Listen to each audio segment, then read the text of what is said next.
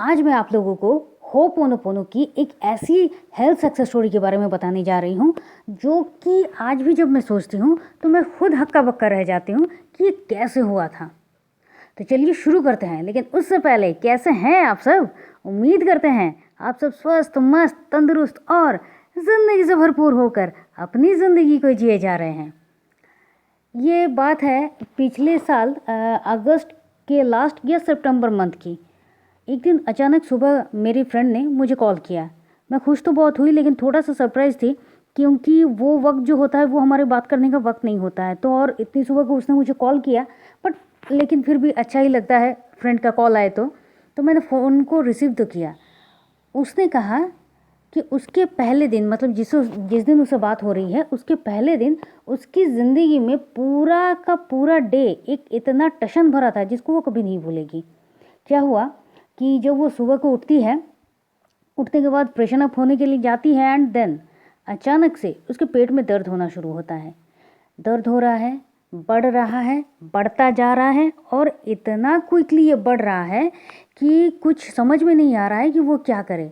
उसका कहना है ना, मैं मतलब ये इतना स्पीड में ये बढ़ रहा था कि वो ना खड़ी हो पा रही थी, ना बैठ पा रही थी, ना सो पा रही थी, और उसको अंदर से बहुत डर लगने लगा था कि ये अचानक से हुआ क्या हुआ। घर वाले भी डर गए, उनको भी कुछ समझ में नहीं आ रहा था क्या होगा।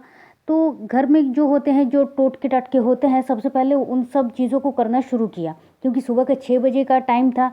सबसे पहले घर वाले जो हैं वो यही करते हैं, और ये स्वाभाविक भी है। तो घर वालों ने जो भी अप्लाइज थे, जो जो भी उनको करना था, उन्होंने सब कुछ किया। इस तरह के बहुत सारे टोटके होते हैं जो उस पर अप्लाई किया गया, लेकिन किसी से भी कुछ काम नहीं हुआ। घर में गैस की जो दवाई थी, अगर कभी कभी गैस हो जाता है ये खाने के लिए, तो वो भी खाया, लेकिन फिर भी कुछ काम नहीं किया। फिर उसके हस्बैंड ने को बिना वक्त गवाए उसको बहुत ही जल्दी नर्सिंग होम लेकर गए। वहाँ जाने के बाद उसकी जो हालत थी वो बढ़ रही थी और बढ़े ही जा रही थी। उसका खुद कहना है कि जब मैं कार में आ रही थी, लेकिन फिर भी मुझे राहत तो छोड़ो, इतना तकलीफ़ हो रहा था कि मुझे खुद समझ नहीं आ रहा कि मैं क्या करूं। और ये बहुत बहुत मतलब मल्टीपल वे में बढ़ रहा है। फिर वो डॉक्टर के पास तो गए, डॉक्टर ने वो चेकअप किया, सब किया, लेकिन फिर उसको इंजेक्शन पुश किया। अपने मेडिकल ट्रीटमेंट के हिसाब से ट्रीटमेंट शुरू हुई, इंजेक्शन पुश हो रहा है।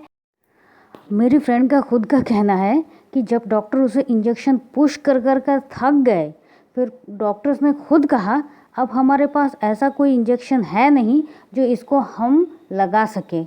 मतलब जितनी भी ट्रीटमेंट्स थी वो सारी हो रही थी, लेकिन नतीजा ज़ीरो ही हो रहा था। बहुत सारे टेस्ट करना शुरू हो गया, सब कुछ हो रहा है, लेकिन उसका पेन थोड़ा सा कम हो रहा है, उसके बाद फिर से बढ़ रहा है। ये हो रहा है, पूरा दिन हो गया ऐसा हो रहा है। सारे टेस्ट उसके जो उसी वक्त जितने भी टेस्ट करने थे, जो कुछ भी टेस्ट हुआ, सारे के सारे टेस्ट में डॉक्टर खुद लिखते हैं शायद ये हो सकता है, साइड में क्वेश्चन मार्क, देन ये हो सकता है, देन क्वेश्चन मार्क। ऐसा कोई भी टेस्ट बाकी नहीं था जो उसके साथ उस वक्त ना हुआ हो, लेकिन फिर भी कोई सुधार की कोई बात ही नहीं थी। शाम के वक्त जब बहुत टाइम हो गया, थोड़ा सा पेन कम हुआ, अब जिस भी कारण हो, लेकिन कम हुआ। डॉक्टर को खुद नहीं पता चल रहा है कि ये पेन अगर हुआ तो किस लिए हुआ, अगर कम हुआ तो किस लिए हुआ। तो उसके बाद डॉक्टर्स का जो कहना था कि ठीक है, अभी तो कुछ समझ में नहीं आ रहा है, अब इसकी सर्जरी करनी पड़ेगी। तो 10 दिनों का हम दवाई देते हैं, इसके बाद इन्हें सर्जरी के लिए ही इनको ले आइएगा। ये सुन के उसके हस्बैंड तो जो है वो तो बहुत ही भड़क गए कि आपको पता ही नहीं है कि क्या हो रहा है क्या नहीं हो रहा है, और मैं इसकी सर्जरी अचानक से कैसे करवाऊँ। ठीक है, अब वो घर वापस आए, क्योंकि घर में छोटा बच्चा भी था और उसकी जो हालत है थोड़ा सा सुधार हुआ था। तो उसने कहा था कि मेरी फ्रेंड ने कहा कि बाहर मुझे नर्सिंग होम में नहीं रहना है, घर ही जाना है। वो घर वापस आती है, कुछ भी कारण से हो उसका पेन जो है थोड़ा सा कम हुआ था, लेकिन कुछ अच्छी वाली बात नहीं थी। अब जब मैंने ये बात सुनी, और उसके मुख से जब मैं ये बात सुन रही हूँ, उसकी आवाज़ जो एकदम नर्म है, सुनने के बाद मेरे अंदर जो एक तकलीफ़ है वो मैं बयान नहीं कर सकती, क्योंकि वो मेरी बहुत ही अजीज़ है, बहुत ही प्यारी है वो मेरे लिए। जब हम बात कर रहे हैं तो उसका जो चेहरा है वो मेरे सामने एकदम क्लियरली आ रहा था, और जब मैंने सुना कि सर्जरी की बात है, मेरे अंदर से कहीं से आवाज़ आई और मैंने उससे कहा कि तुम घबराओ मत, सर्जरी की नौबत नहीं आएगी, तो उसके बहुत पहले बिल्कुल ठीक हो जाओगी, बिल्कुल ठीक हो जाओगी। तो उसने सिर्फ एक बात कही, और उसने क्या कहा ये मैं आपको बाद में बताती हूँ। लेकिन क्या हुआ कि मैंने उससे बात की, और बात करने के बाद मैंने कहा ठीक है तुम रेस्ट करो।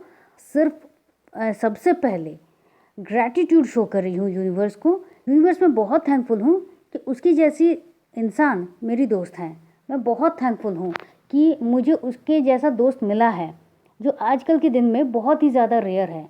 वो कितनी अच्छी है, क्या अच्छे हैं, क्या क्वालिटीज़ हैं, क्या हम दोनों की दोस्ती जो है वो किस तरह से हुई, वो जितना भी मुझे ग्रैटिट्यूड करना था, वो मैं सारे के सारे बातों को मैं बस ग्रैटिट्यूड करे जा रही हूँ।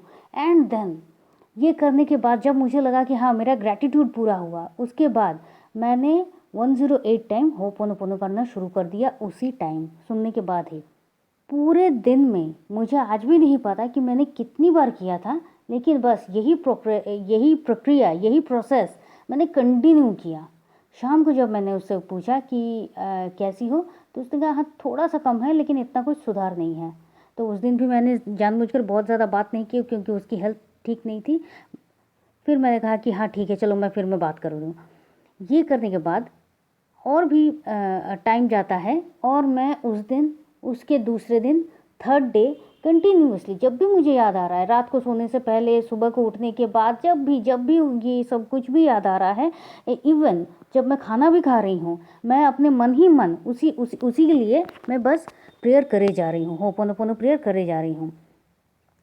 अब ये करने के फोर्थ डे मैं उससे पूछती हूँ कि आज कैसी हो, तो उसने कहा कि हाँ थोड़ा सा कम है, लेकिन मतलब ये एकदम ठीक हो गया ये वाली बात नहीं है। अंदर से बहुत ही मतलब एक घबराहट सी हो रही है, तकलीफ़ हो रही है।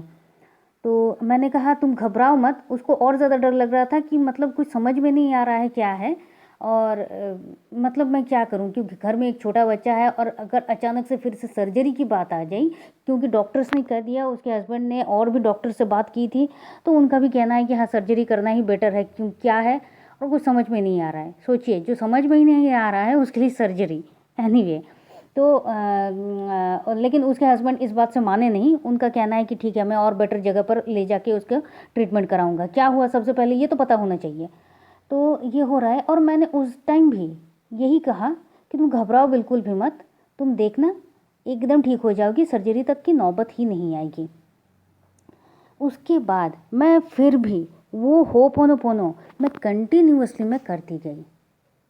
एंड मैजिकली 6th डे को जब मैं उससे फ़ोन पे बात कर रही हूँ, मेरा क्वेश्चन है कैसी हो, उसने कहा मुझे बिलीव नहीं हो रहा है कि 6 दिन पहले मेरे साथ ऐसा हुआ, मैं टोटली फिट हूँ, एकदम ठीक हूँ, और क्यों ये ऐसा हुआ था मुझे बिल्कुल भी समझ नहीं आ रहा।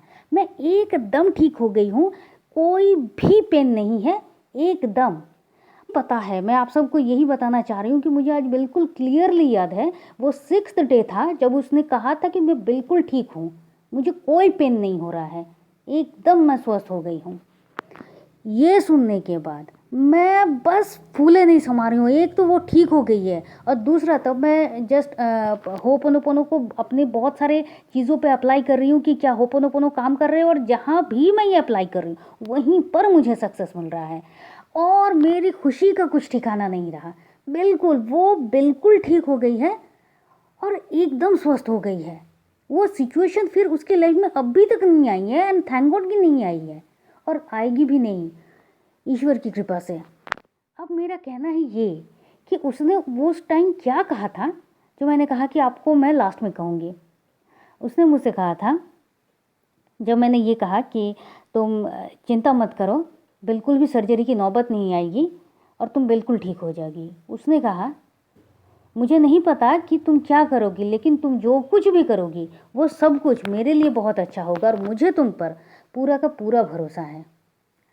अब देखिए ये जो इमोशन, उसका इमोशन प्लस मेरा emotion, gratitude and continuously ho'oponopono prayer, क्या हो रहा है, ये क्यों काम कर गया इस तरह से। ये जो मैं टोटल उसको विजुअलाइज कर रही हूँ कि वो बिल्कुल ठीक है, उसका पेन ख़त्म हो गया है, एकदम अच्छी तरीके से वो चल रही है, फिर रही है, सब कुछ कर रही है, जो कर रही थी, जिस तरह से बातें होती थी, सब कुछ ये हो रहा है। ये जो मैं विजुअलाइज कर रही हूँ, मैं चाह रही हूँ उसकी तरफ देखना, इसकी तरफ इस तरह से हो रहा है, ये इस इमोशन पे काम करता है। होपोनोपोनो का जो आप इमोशन से, जिस इमोशन से आप जिस सिचुएशन को आप देख रहे हो, वो बिल्कुल उसी पर काम कर रहा है। और जितनी भी नेगेटिविटीज़ थी, वो सारी नेगेटिविटी को क्लीन कर रहा था। तो है ना मैजिक, है ना मैजिकल।